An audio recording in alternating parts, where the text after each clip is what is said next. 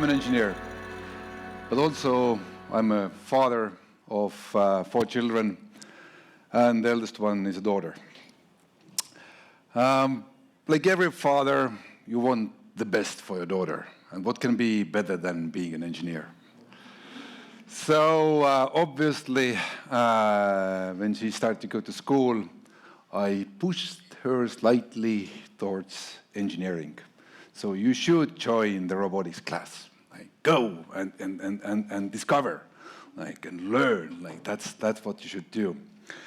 But the problem in that school and basically in all schools in Estonia is that if you go to the robotics, it's 10 boys and 1 girl. In that particular school, it was 30 boys and 2 girls. A year later, a teacher left, so the school reduced the seats in that group from 32 to 16 and kicked out all the not so active ones. At least that's what the headmaster said when I went to school and said, like, come on, like, you only had 2 girls and you kicked both of them out, like, so how can you do it? No, we can't do anything because, you know, 1 teacher left and we don't have a replacement and sorry. Like, she wasn't active enough. I mean, I have led big companies. In one company, I had 300 programmers and only 3 of them were women. So, and those like female programmers, they were in a middle level or junior level, never in a top level. And why is that? Why we don't have enough like extremely skilled women in IT, in engineering? Yes, I mean, couple of rare examples, yes, we can find, but in average, huge problem. In Estonia, for example, every 5th is a female in startup sector or in IT sector. It gets worse in other Western European countries. So there has to be an issue, and most probably it's because of education. So I went to the Ministry of Education and asked them, why can't we make modern engineering, you mean robots, drones, programming, as part of the curriculum in every school? Why can't we do that? And the answer was very simple. There are 3 reasons why we can't do that. Even though Estonia is the best in Europe in education, we are the #1 in PISA test in math and science, we are good. But even we can't solve it because there are 3 reasons. First, it's expensive. True, drones are expensive, robots are expensive. I understand every school cannot afford them. Second issue, we don't have teachers. It's modern technology. Our teachers are not able to teach programming or robots or drones. They haven't even felt them by themselves. Like, how can they teach that? So we don't have teachers, or we don't have enough skill. And third thing, we can't push something as a mandatory to the girls what they don't really like. So girls don't like technology, that's why we can't teach them technology. And I'm like, how can you tell that girls don't like technology, like, especially the modern one? Like I have a different feeling. And they said, no, look at the statistics. 30 boys and 2 girls. What it means? Parents have equal chance to put their girls into the robotics groups like boys have. So the fact that you have 30 boys and 2 girls statistically shows that the girls or the parents of the girls don't want them to study engineering. That's why you have 30 boys and 2 girls. So we can't push that. It started to annoy me. Like, really, if it's a myth or it's a reality? And can we challenge that? So I spoke with my extremely lovely and smart wife, and we thought that maybe we should challenge this. Maybe there is something wrong. So we started to read different literature, like what they have done in Colombia, what they have done in UK, boarding schools in UK. You know, these Harry Potter schools, like the children go away in September, the parents are, and the next time they can see those children are in December. Like, so lovely model, like we should have it in Estonia. So every morning I have to take them to the bus. So in those boarding schools in UK, female-only boarding schools are performing significantly better in STEM than mixed schools. We found some similar stuff in Colombia. We found something from the United States. And we thought, maybe there is a problem with the way how we teach and train those children, especially girls. Maybe we should approach this in a different way. And as an engineer, when you start to solve a problem, like you analyze, you collect data. So what we did is that we started with 17 girls. We just collect them nearby villages. So same age, like, do you want to study robotics? Like we are trying to do new stuff, and let's start. And every Monday evening we gathered. We always had to prepare a new task or new exercise, and we teach them. We showed them Lego robots, drones, electricity, engineering, audiovisual, just to collect data, how they see all this, how they approach this. Do you like to play with these kind of toys? For example, in the beginning, we also added some theoretical materials, like, for example, how sound moves and what are the sound waves, etc. Total crap, not needed. Like 8, 9-year-old girl, like they don't care about theory. Practice and practical tasks, perfect. That was amazing. So we played with them 4 years. We lost 1 year because of COVID. When school is off, we were off. But we played with them 4 years, and during the 4 years, we had 7 courses. One course went, how to say, we failed with one course. We wanted to focus in electronics, but that was too complicated for the girls. So you make mistakes, away. But on the second year, we started to think that maybe there's another groups in Estonia who would like to try the same methodology. So I just wrote to Facebook that, like, any of my friends, we have this initiative. We see that our girls are like to participate and do all this stuff. Do you want to join also? And we saw a couple of hands. So next year, the 15 groups started. And then, like, all around Estonia, they started to pop out, especially in rural areas, small villages, small towns. Very simple reason. In those towns, you didn't have any robotics lessons, not even for the boys. So there wasn't, like, drones and all kind of that stuff. It wasn't available. So it was something new, and they wanted to be part of that. We built a brand around it, made it as a secret club, because only girls can join. So it was girls only. Boys were not allowed. Imagine now a small village in South Estonia where the school bus has to wait because the girls are still in the robotics class. And the boys have to wait in a corridor. And girls playing with the drones inside.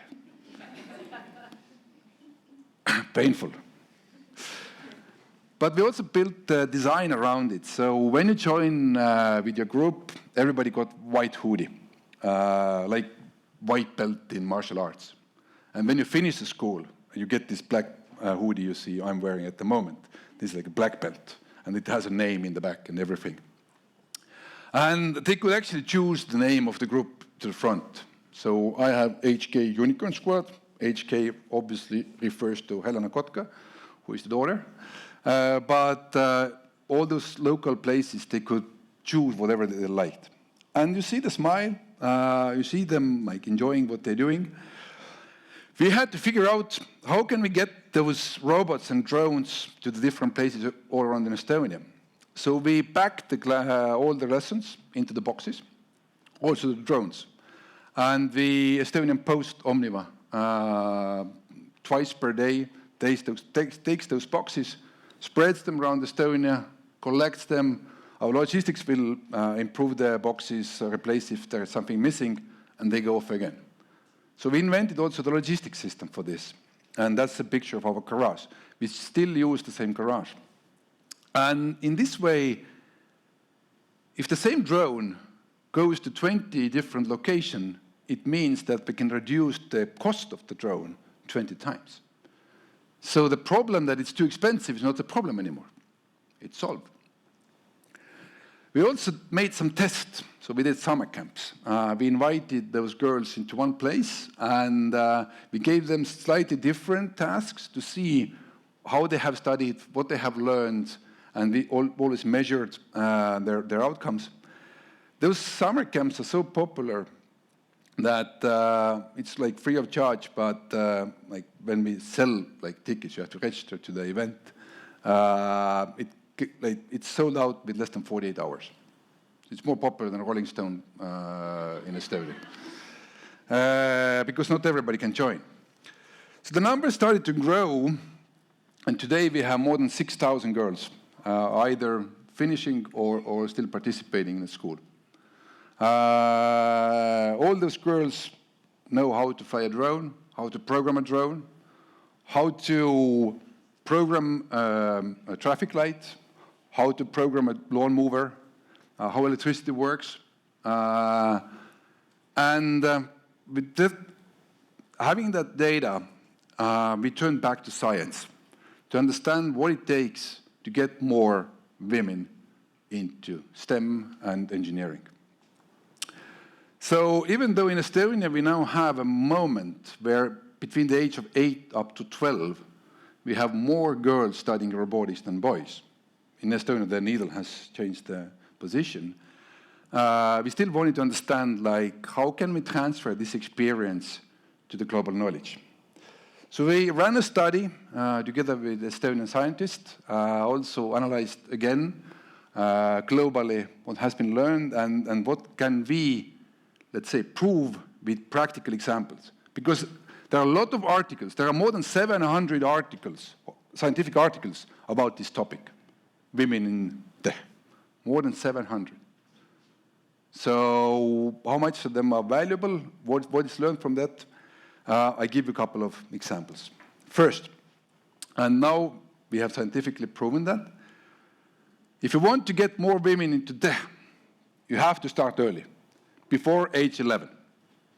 How can we prove this? We also have Unicorn Squad Pro. Unicorn Squad Pro is engineering for high school or gymnasium level. So if you are, let's say, in age of 15, 16, you can join Unicorn Squad Pro. In those schools where we had Unicorn Squad core, like the basic courses, those groups are filled with 15 minutes whenever they opened. Like, we open a new group, it's full. Those schools where there hasn't been any, like the basic level, if they open up Unicorn Squad Pro on the age of 15, 1, maybe 2 want to join. So if you don't start early, that ship is gone. That's the first outcome. The second outcome, girls only, no boys. Simple reason. In age of 8, average boy is 1.5 years more experience in tech compared with girl. So it's like a tennis training where one has played 1.5 years and the other one holds a racket first time. It's not interesting for both of them. So it fails. So it has to be on the same level, so girls only. And second thing, no competition. So who builds the fastest cars? Don't care.